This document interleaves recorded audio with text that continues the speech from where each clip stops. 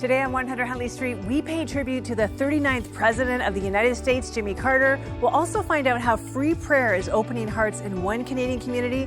And we take you to Kenya to see how an abandoned street kid has adopted more than 6,000 children into his home.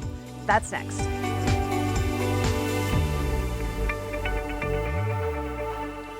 Welcome to 100 Huntley Street, and today we are paying tribute to the longest living president of the United States, Jimmy Carter, who passed away on December 29th at the ripe old age of 100. That's pretty good. That's amazing to live that long. And, he was laying in repose at the Carter Presidential Center until this last Tuesday. Then he was taken to Washington, D.C. to lie and stay at the Capitol Rotunda until his funeral, which is just really giving everyone that chance to pay their respects to him. And the pallbearers, I thought this was so interesting, on Saturday actually came from the Secret Service, and they had protected the Carters for almost a half century. Wow. And then also a military honor guard that included Navy service members were paying tribute because he was the only U.S. Naval Academy graduate to reach the Oval Office. That's very interesting. And we know that there was a military band, and they played a hymn that he loved called Be Thou My Vision. And in fact, his funeral is happening today at 10 a.m. at the Washington National Cathedral. He was a man of deep faith. He was a devout Baptist. And he's going to be having a private funeral at the church where he taught Sunday school for decades. I kind of like that even though he used to be a president, he was still teaching Sunday school. That's pretty cool. Yeah, the church is called Maranatha Baptist Church, and he's going to be buried next to his late wife, Rosalind, in a private graveside service and a plot visible from the porch of their home. And she predeceased him by just over a year. I really love about him the humility that he had, even just the fact that he's just being buried like right there outside their house. Yeah, it's interesting. The private service, the Sunday school, and then he was also known for his humanitarian and peacemaking work.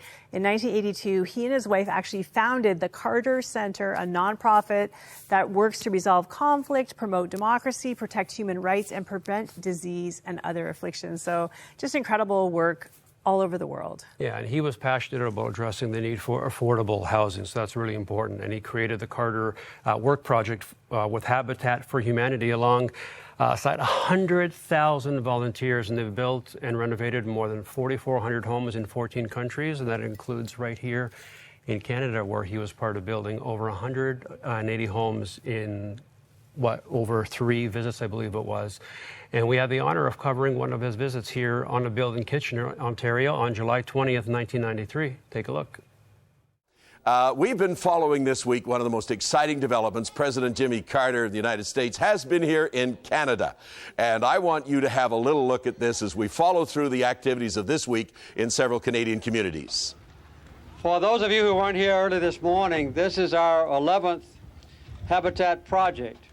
We began in New York City after I saw the desperate need of volunteers up there in 1983.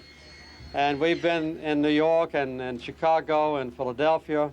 We've been in Charlotte, North Carolina. We've been in Milwaukee, Wisconsin, in Miami, in Washington, D.C., in Baltimore, Maryland, in San Diego, and in Tijuana, Mexico. All of those have done a good job. But I think I can say without any exaggeration at all that the best I have ever seen, the preparation and the hospitality and friendship has been here in Canada. We love our Canadian neighbors. Habitat is a special kind of philosophy. We go by the economics of the Bible. We don't have big shot, secure, rich, blessed people giving handouts to people in need. It's an equal partnership. We work side by side with families all over the world who have never had a decent home. The homes are theirs, they own them. But they have to put in at least 500 hours of work on their own house, on the neighbor's home, in some places even more than that. They have to pay full price for the house. But we don't charge any profit, and we don't charge any interest. The Bible says when you lend money to a poor person, you don't charge any interest. We will soon have 900 habitat organizations, habitat communities in the United States itself, and 40 foreign countries. And this is the kind of thing that has made Habitat a very wonderful blessing for me and Rosalind. We're now building about 22 homes per day somewhere in the world for Habitat It took us 16 years to get to our 20,000th home last April, and we'll build our 30,000th home next year. So you can see how rapidly Habitat is improved. It's awesome. I just love his heart for people. And you know, that he really was clear that that came from my faith, that service to others and trying to make a difference in the world. And when he talked about faith, this was interesting in 2019, gave a sermon in that small church, you know, where he teaches Sunday school, talked about the role faith was playing in his life as he was knowing that he was nearing the end of his life. So 2019, he would have been about 95. Yeah. He said, I obviously prayed about it. I didn't ask God to let me live. I just asked God to give me a proper attitude toward death. And I found that I was absolutely and completely at ease with death. It didn't really matter to me whether I lived or died.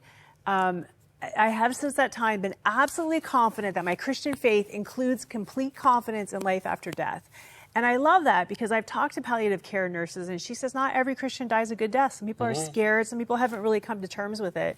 And the fact that he was able to face his own death with so much confidence in heaven and spending eternity with Jesus and really at peace with that, I think that's an incredible gift and a great example to all of us, because we're all going to have to face that. I don't mean to be, you know, like a downer, but at the same time, we have to face our own mortality to live with confidence and peace in life. Not being a downer, that's the facts of life, you know, and we all have to come to that place. And where are we when we get to that point in our lives? And the truth is that as people of faith, you know, the hope of eternity spent with Jesus in heaven, I mean, that's what gives us courage to face the end of our lives, like President Carter just said. And so Lara now is diving further into this topic with someone we know and love here, best-selling author and broadcaster, Sheila Walsh.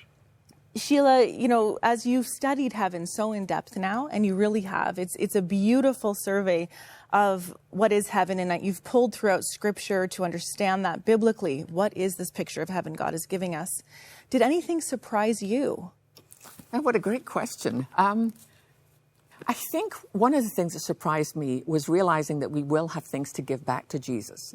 Because when you think of everything he's done, I mean, it says, when Paul writes to the church in Corinth, Corinth was a bit like Vegas. You know, Corinth was known as that city that not many men are safe going to because it was just wild and crazy. But it was also where the Olympic Games were. And so he wrote with a lot of his letters to Corinth talk about those kind of images of running the race and finishing the race. And then he talks about the judgment seat of Christ, which is not about punishment. It's about rewards. I don't think every believer understands that every single one of us will stand before the judgment seat of Christ. Not the great white throne judgment. We'll never see that. But the judgment seat of Christ is all about rewards. And it talks about that what we've done for Christ will either burn up and be nothing. Will we go to heaven? Absolutely, because we're there because of him. But for some, I think of people right now sitting at home and they can't get out, but they pray and they worship. In heaven, you'll be surprised when you stand before the judgment seat of Christ to discover jewels left. And what will we do with them? We'll throw them at Jesus' feet. Yes, I read that. I love that so much, casting our crowns before Jesus. You know, you mentioned the great white throne. And that's something people wonder about. Someone maybe who hasn't committed their life to following Jesus, who doesn't feel sure of where their eternity will be, they might wonder, will I be judged when I die? What is this going to look like?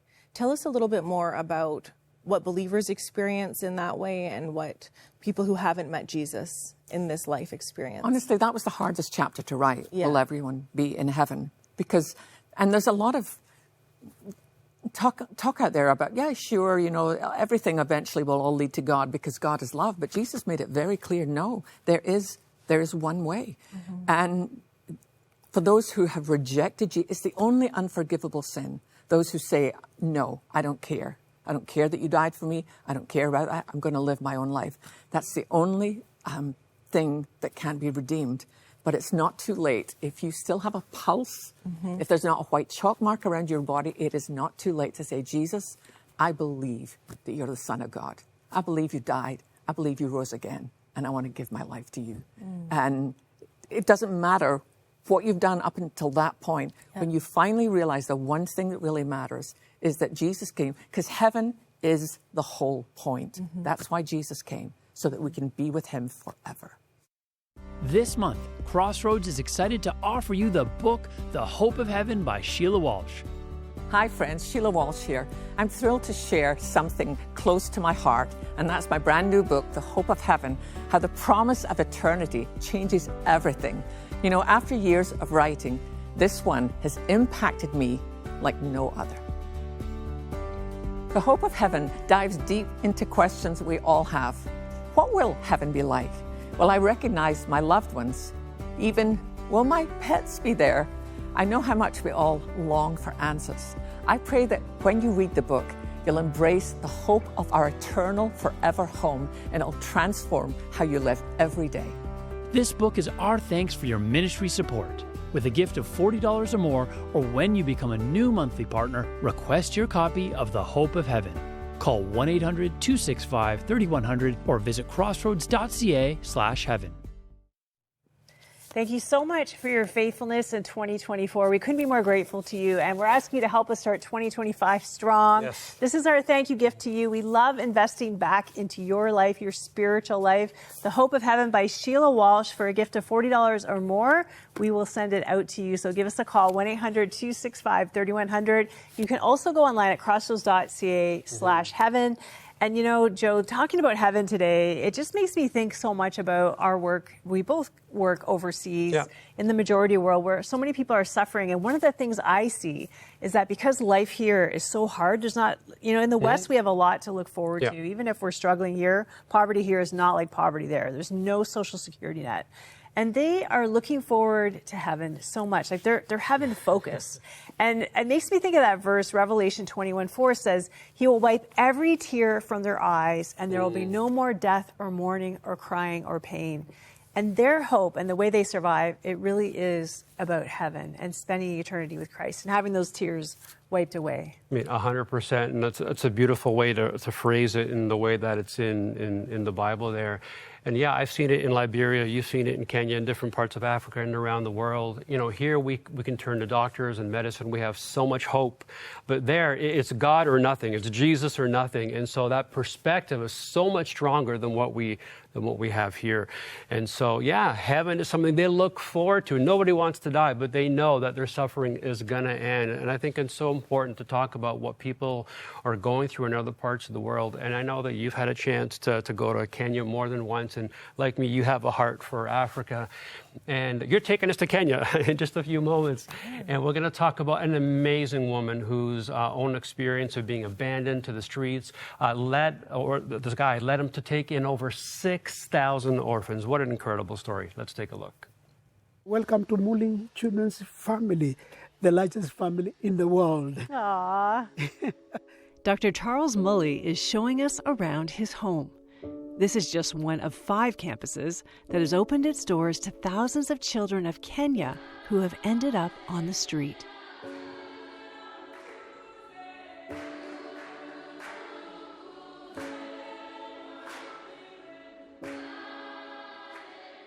It is quite literally an oasis in the desert, filled with lush trees that have roots deep in faith. Something you notice right away when you walk through the gates, there are 73 verses and quotes that line the walls, including from Dr. Mully. You can never achieve sustainable and holistic transformation of lives of the vulnerable people in society through handouts, but transforming their minds through awareness and the capacity building. Education is the cornerstone of the vision he says God gave him decades ago. And it's why so much of the work here is focused on giving children the skills they need, helping them find what they're good at, and giving them space and practice to grow and find time to heal. By the time they're 8, 10 years old, it's as though they've lived a life of a 50-year-old. They've gone through too many things that a child should never go through. You know, you're talking about being abused, being sodomized, girls being sold even by their own parents just to be able to get money for food or for clothing or for shelter. We're talking about children going to the dustbins to eat rotten food from the streets. So, you know, not being able to access medical care, being treated in very inhumane way by people on the streets. When they come here, most of them, having gone through everything that they have gone through, they are not open. Carissa was only 6 when he was rescued from the streets, where he was forced to sell alcohol. After the death of my late father, my mother had to sell the local brew, which was illegal to the community, but she had to sell it secretly, even going to the extent of selling bang and giving it to me specifically, giving it to people or selling it so that we may have the daily bread. So that was very difficult for us. He and his siblings were sent to live at MCF, where he found a new family. We are so many of us, but we have the umbrella of Dr. Charles Mully Daddy that has covered us. Now, because of the love that he has accorded us and the spiritual cover and nourishment, and now we are able to move forward. Carissa says education was a big part of that transformation and hard work. He's earned a scholarship to study in Germany. I am no longer violent as I used to be. I am no longer having that hatred, because I used to hate myself. I thought that with me I am done, and I was like, I think that I could not make it in life, but now Jesus in me has changed everything. So I'm having a new look of things, and I have also adopted that love of Christ, because the word says Jesus loved us, and therefore I give that love to people, because you love people, you love God. It's hard to believe children so young could have gone through so much. But every day, children find refuge and healing at the Mully Children's Family. When I see a child in the street, always I see a great future. Can you show me? And that starts in the classroom. Multiplication. What is 3 times 3? 3 times me, 6. 9. Yes, you got it. There's a lot of multiplication at MCF. Over the years, they've expanded, offering everything from preschool to higher education. From the lab to vocation training, the sky is the limit. But the budget is not.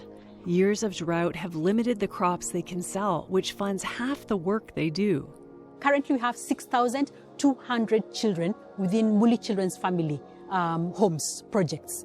Why? Because the number has increased very rapidly, even in the last few months. We had 5,500 children that we are taking care of. But with the situation that is going on with the drought, you have more children running into the streets, more children in need of care. You have more children coming in to our projects for rescue.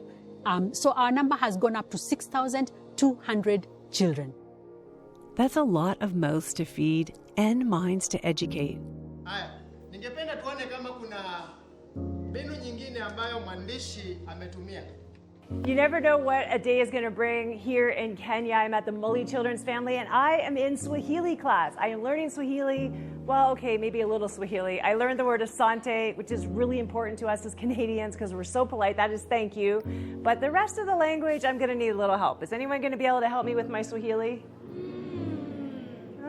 Not too sure. Okay, well, I may not get their help, but I need your help. Swahili may not be in my future, but you know what we need help with is making sure kids like these have a bright future and an education. So many of them come from heartbreak and hardship, but coming here to Mully Children's Family, over 5,500 kids are having a fresh start at life. Education is the thing that breaks the cycle of poverty and gives them a chance at a bright future. So would you help us do that? That is our joy. We would love for you to join us. Give us a call, 1-800-265-3100. You can also give online at crossroads.ca. And we all just want to say, Asante.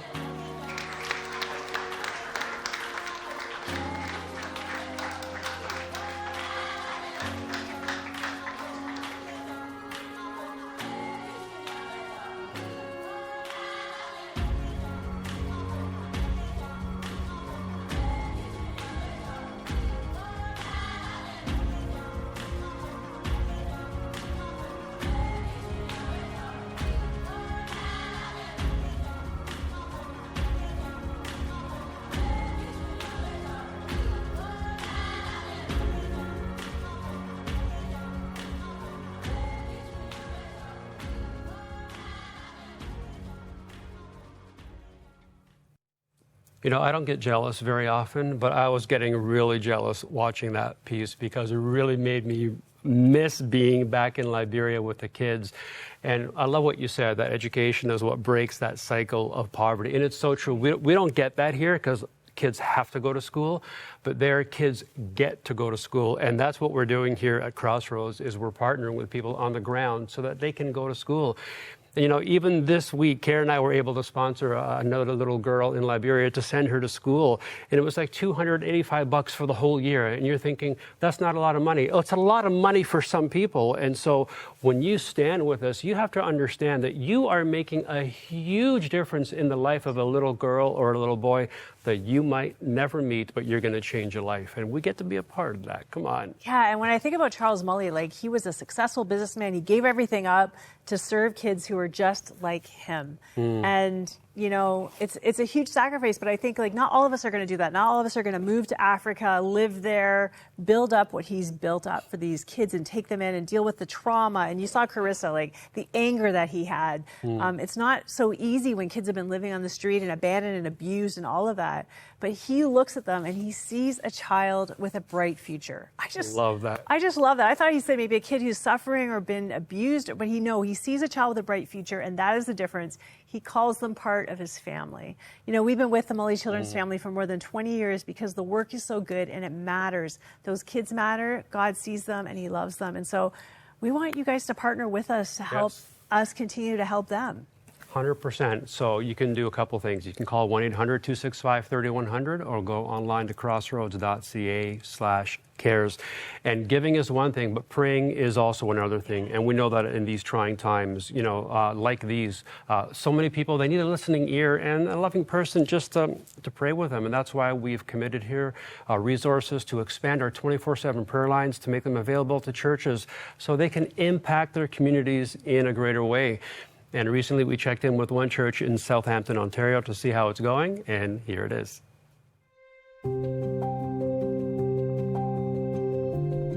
I describe this church as a truly special place. A group of people who love Jesus, want to be the hands and feet of Jesus, and truly want to be a family, reaching this community, reaching the lost.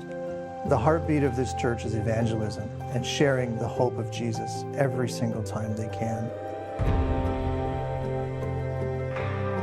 When Anyone Pray presented itself as an opportunity, it just fit into the toolbox, so to speak, of what we already have happening here and point people to the hope of Jesus.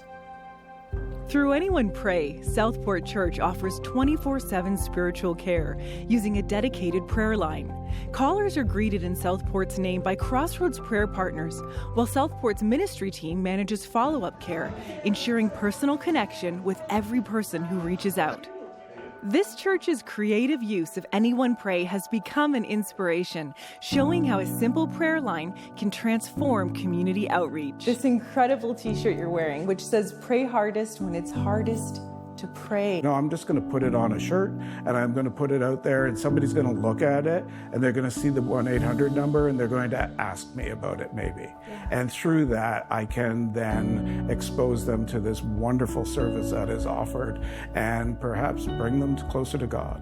In the last 6 months, we have seen God do incredible things. I would like to describe it that we've seen an explosion of people coming to faith in Jesus. We had over 50 decisions for Christ in one weekend here.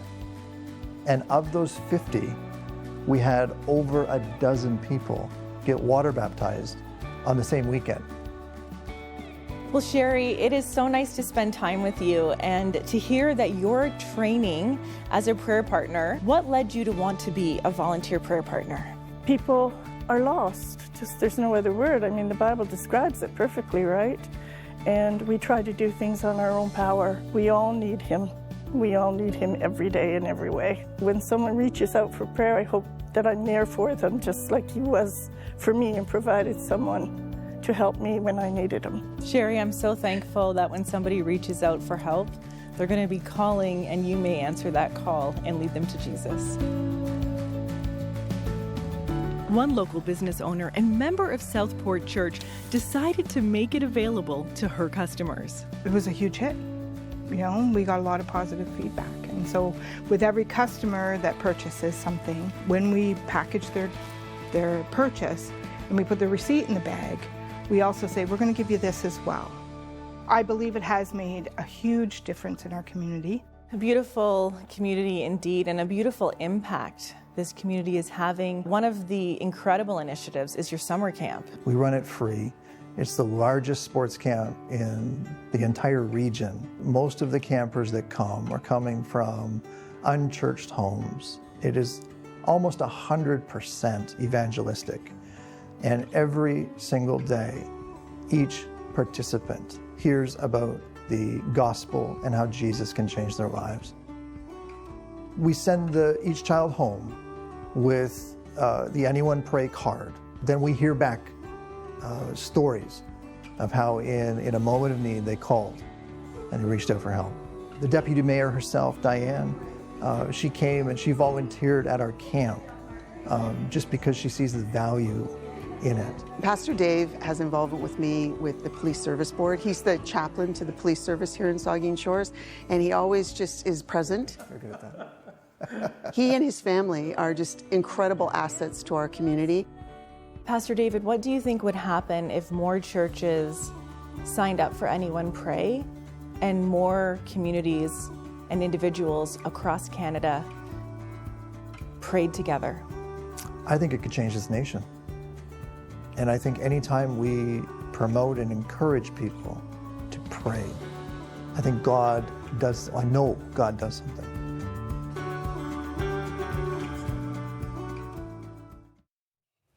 Oh, I just love that church's heart for their community. Amazing. And not just heart, not just like, oh, we hope to see our community impact. No, we have a plan. Do something. We're actioning it, and everybody's on board. Businesses are on board. Like, I just think it's absolutely amazing. And I just want to mention before we go any further, Joe, that if you are interested in talking to your pastor or you're a pastor and you want to get this happening in your church, just to find out more information or to sign up, you can go to anyonePray.com and get all the information you need. And we'd love to have you. I just love, like, for me, the prayer lines have always been the most important thing we do here. I call it the heartbeat of our ministry. It's that two-way communication. I always think it's one thing for us to, talk to people, but it's a whole other to really enter in with people and what they're going through in their life and being there for them. I think it's so important. Yep. And now to give this to churches and say, hey, you can do it. I think it's genius. Well, being intentional about praying for people. It's easy to say, oh, I'll pray for you, and then we move on. But no, we really will pray for you. All you have to do is call, and somebody will talk to you. And I know Pastor David. I've known him for a long time, and I know his heart, and I'm not surprised at all that God is using him and his church in this way to reach that community. And we pray that that will spread like fire around Canada. And hey, if you, maybe you had a rough Christmas season or a rough start to 2025, whatever is happening in your life right now, we want to remind you, those prayer lines are there for you. It's not for your neighbor, someone else only, it's for you. And just write this number down in case maybe you'll need it in the middle of the night. Maybe you're going to be dealing with some anxiety or a panic attack, or, you just need somebody to be there for you. And it's confidential. You don't have to give your name. That number, 1-866-273-4444. You can drop us an email at prayer@crossroads.ca. You can even go to crossroads.ca, little chat icon, and say, hey, pray for me. I'm doing a job interview today, or I have to see the doctor to get a report, or I just found out I had cancer. Whatever it is, prayer really does make a difference. And I think as Christians sometimes we actually forget that. Like, we take it for granted. We think we're praying when we're worrying, or we don't really get around to it, right? Yeah. Well, sometimes people will say, well, I guess all we can do is pray. What do you mean all you can do? Prayer is super important, and we want you to know that, like she said, 24/7, we're here to pray for you anytime, anywhere. Thank you for being with us today. Bye.